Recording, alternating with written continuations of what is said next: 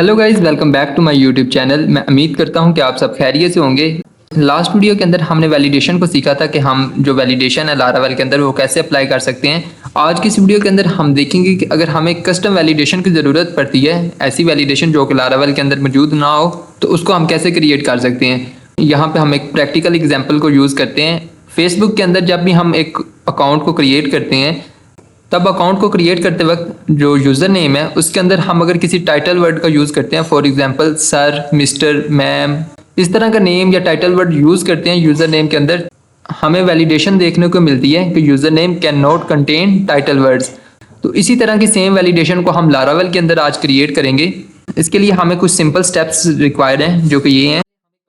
इसके लिए सबसे पहले हमें एक प्रोवाइडर रिक्वायर होगा जिसके अंदर हम जो अपनी वैलिडेशन का जो कोड है लिखेंगे। दूसरे नंबर पे जो प्रोवाइडर हम क्रिएट करेंगे उसे हम लारावेल के अंदर कॉन्फ़िगरेशन फाइल के अंदर रजिस्टर भी करेंगे।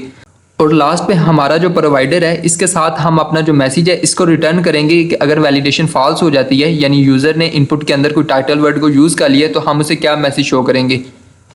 तो चलिए आइए शुरू करते हैं। यहाँ पे मैं अपनी लारावेल वेब एप्लीकेशन को लोकल होस्ट पे सर्व करता हूँ।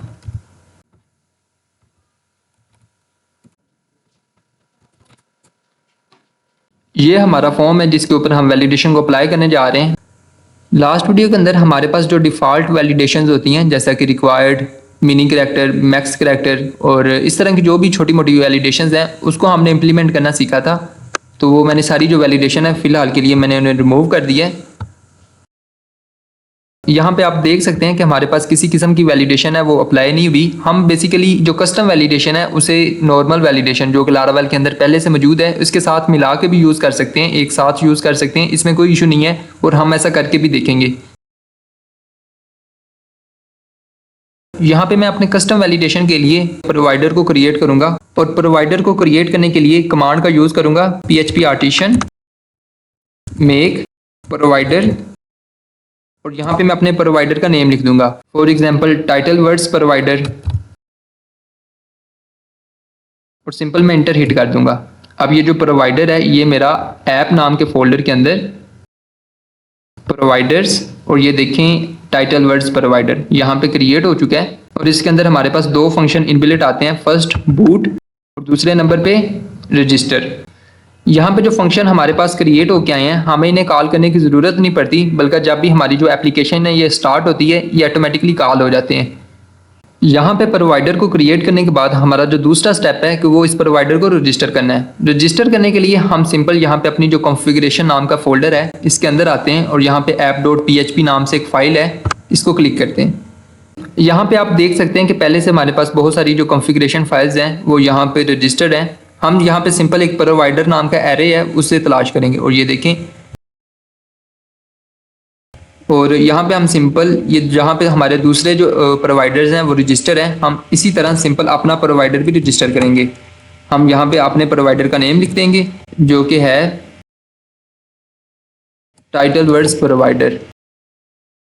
सिंपल हमारा जो काम है वो हो चुका है। अब हम अपने तीसरे स्टेप की तरफ बढ़ते हैं जो कि हमारा जो प्रोवाइडर है इसके अंदर अपने वैलिडेशन का जो कोड है इसे इम्प्लीमेंट करना है। अपने वैलिडेशन रूल को क्रिएट करने के लिए हम सबसे पहले यहाँ पे वैलिडेटर नाम का जो मेथड है इसको एक्सटेंड करेंगे, कॉलम कॉलम एक्सटेंड। यहाँ पे हम अपनी जो वैलिडेशन है उसका नेम रखेंगे। फॉर एग्जांपल मैं अपनी वैलिडेशन का नेम रखता हूँ टाइटल वर्ड्स। जिस तरह हर वैलिडेशन का एक नेम होता है, for example unique, email, required, minimum character, mean, max, इस तरह वैलिडेशन का नेम होता है। और यहाँ पे हम जो अपनी कस्टम वैलिडेशन क्रिएट कर रहे हैं उसका नेम रखेंगे टाइटल वर्ड्स। और यहाँ पे हम एक फंक्शन को क्रिएट करेंगे, सिंपल उसके पैरामीटर्स। फंक्शन के पैरामीटर में हम 4 वैल्यूज को पास करेंगे। First of all dollar attribute, दूसरे नंबर पे डॉलर वैल्यूज। ये हमारे पास डिफ़ॉल्ट पैरामीटर्स हैं जो कि हम पास कर रहे हैं, डॉलर पैरामीटर्स और डॉलर वैलिडेटर्स। यहाँ पे सबसे पहले मैं उन वर्ड्स को एक एरे की फॉर्म में लूँगा जिनको मैं चाहता हूँ कि यूज़र इंटर करे तो वैलिडेशन मैसेज शो हो। फॉर एग्जांपल मैं यहाँ पे एक वेरिएबल लेता हूँ डॉलर एक्सक्लूड वर्ड्स और एक एरे ले लेता हूँ। यहाँ पे मैं टाइटल वर्ड्स को 1 बाय 1 लिखूंगा। For example sir.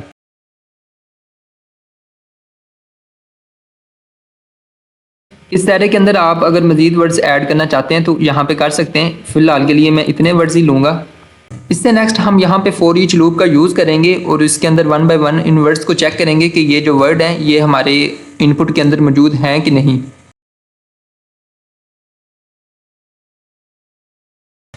यहाँ पे मैं इस वेरिएबल को लेता हूँ।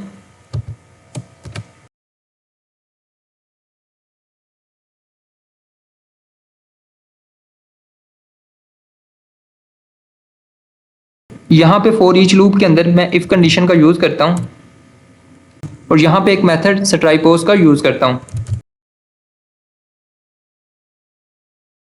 इस मेथड के अंदर मैं इस पैरामीटर को यूज़ करूँगा डॉलर वैल्यूज़ को। ये बेसिकली वो वैल्यू होगी जो कि यूज़र अपनी फॉर्म के अंदर इनपुट के अंदर इंटर करेगा। इसके बाद मैं चेक करूँगा कि ये जो वर्ड्स एरे की फॉर्म में यहाँ पे हमने लिए हैं ये इस वैल्यू के अंदर मौजूद हैं कि नहीं। Dollar words. अगर ये कंडीशन फॉल्स हो जाती है यानी इस तरह का कोई भी वर्ड यहाँ पे मौजूद नहीं है तो हम इस लूप से बाहर आ जाएंगे। और अगर यहाँ पे हमारे पास मौजूद है तो हम यहाँ से रिटर्न कर देंगे फॉल्स। और यहाँ पे मैं रिटर्न ट्रू कर देता हूँ। अब यहाँ पे सिंपल मैं आपको दोबारा से कोड फ्लो को समझाता हूँ, लेकिन उससे पहले अगर ये वैलिडेशन हमारे पास ट्रू हो जाती है तो हम यूज़र को क्या एरर मैसेज शो करेंगे वो लिखते हैं।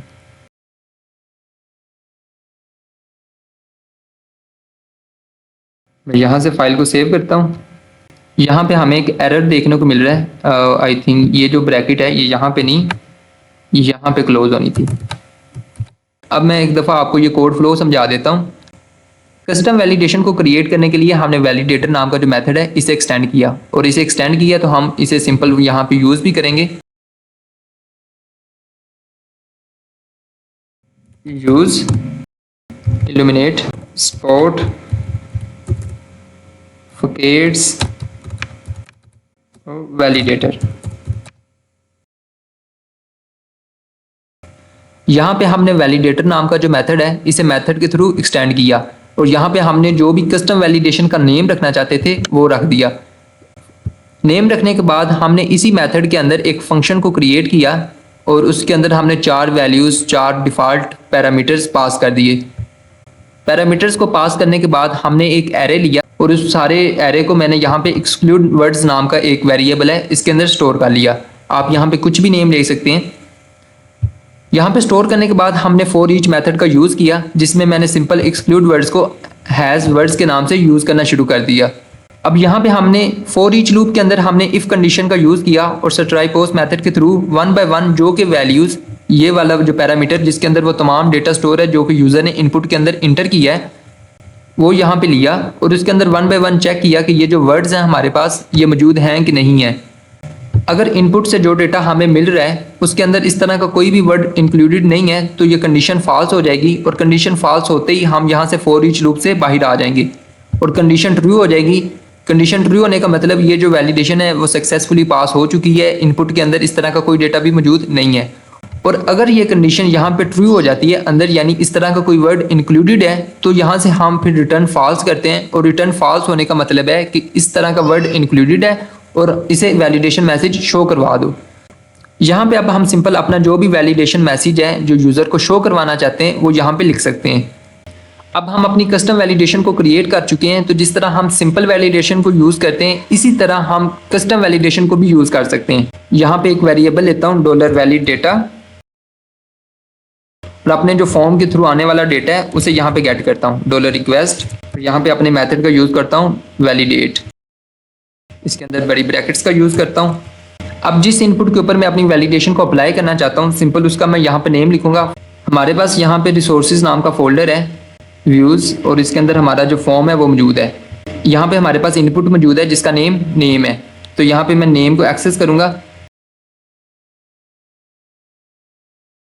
और जो भी मैं अपनी वैलिडेशन का रूल है अप्लाई करना चाहता हूँ वो यहाँ पे मैं लिख सकता हूँ। फॉर एग्जांपल हमने जो कस्टम वैलिडेशन क्रिएट की है उसका नेम टाइटल वर्ड्स है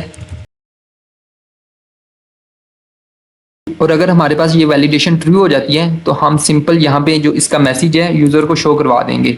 यहाँ पे हम @error नाम का एक मेथड है उसका यूज़ करते हैं, @error।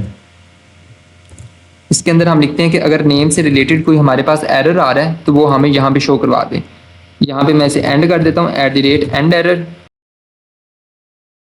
और यहाँ पे एक ग्लोबल वेरिएबल है $मैसेज, उसको शो करवाते हैं। मैं यहाँ से फाइल को सेव करता हूँ। ये हमारा बेसिकली फॉर्म है और इसके अंदर मैं सिंपल एक टाइटल वर्ड यूज़ करता हूँ, for example sir Qamar. Form को सबमिट करता हूँ। तो यहाँ पे सक्सेसफुली हमने जो वैलिडेशन को क्रिएट किया था वो अप्लाई हो चुकी है। अब हमारा जो लास्ट क्वेश्चन है कि अगर हम इस वैलिडेशन को जो दूसरी वैलिडेशन है उनके साथ यूज़ करना चाहें तो कैसे कर सकते हैं। तो इसमें कोई डिफरेंस नहीं है, अब ये वैलिडेशन दूसरी वैलिडेशन की तरह ही काम कर रही है, तो आप सिंपल इसे दूसरी वैलिडेशन के साथ इस्तेमाल कर सकते हैं। फॉर एग्जाम्पल मैं टाइटल वर्ड्स के साथ यहाँ पे दूसरी वैलिडेशन लगाता हूँ, रिक्वायर्ड। यहाँ पे मैं अपनी दूसरी इनपुट फील्ड है ईमेल, उसको एक्सेस करता हूँ और उस पर अपनी वैलिडेशन लगा सकता हूँ, रिक्वायर्ड। और सो ऑन मेरी फॉर्म के अंदर जितनी भी इनपुट फील्ड्स मौजूद हैं मैं सब के ऊपर यहाँ पे उन्हें एक्सेस कर सकता हूँ उनके नेम के थ्रू और उनके ऊपर वैलिडेशन को अप्लाई कर सकता हूँ। मैं यहाँ से फॉर्म को दोबारा से रिफ्रेश करता हूँ और मैं अगर आप सबमिट करने की कोशिश करता हूँ तो ये देखें अब मेरा जो नेम का है वो एरर यहाँ पे शो हो चुका है और ईमेल का मैंने अभी तक कोई एरर शो ही नहीं करवाया। अगर आता भी है तो वो शो नहीं होगा क्योंकि ये वाली चीज़ मैंने उसके ऊपर अप्लाई नहीं की। उसका जो मैसेज है उसको शो करवाने के लिए मैं यहाँ पे ईमेल के नीचे इस कोड को रख देता हूँ और यहाँ पे अगर ईमेल से रिलेटेड कोई एरर है तो वो यहाँ पे शो हो जाएगा। मैं दोबारा से पेज को रिफ्रेश करता हूँ और अगर अब मैं सबमिट करने की कोशिश करता हूँ तो यहाँ पे आप देख सकते हैं कि जो रिक्वायर्ड नाम की वैलिडेशन थी वो यहाँ पे अप्लाई हो चुकी है। अगर अब मैं एक प्रॉपर एंट्री करता हूँ, फॉर एग्जाम्पल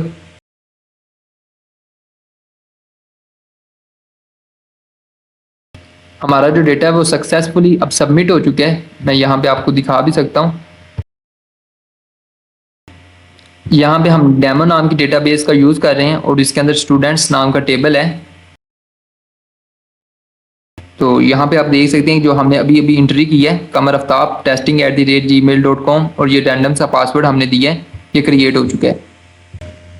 बिल्कुल सेम स्टेप्स के साथ हम जिस तरह की भी कस्टम वैलिडेशन को क्रिएट करना चाहते हैं कर सकते हैं। आपको सिंपल आपका जो कोड है, लॉजिक है, जिस तरह की आपको रिक्वायरमेंट होगी बस आप प्रोवाइडर के अंदर वो जो रिक्वायरमेंट है उस तरह का कुछ लॉजिक यहाँ पे क्रिएट करेंगे और वैलिडेशन को अप्लाई कर सकते हैं। अगर आपका इसके रिलेटेड कोई क्वेश्चन है तो आप मुझसे कमेंट सेक्शन में पूछ सकते हैं। Thank you.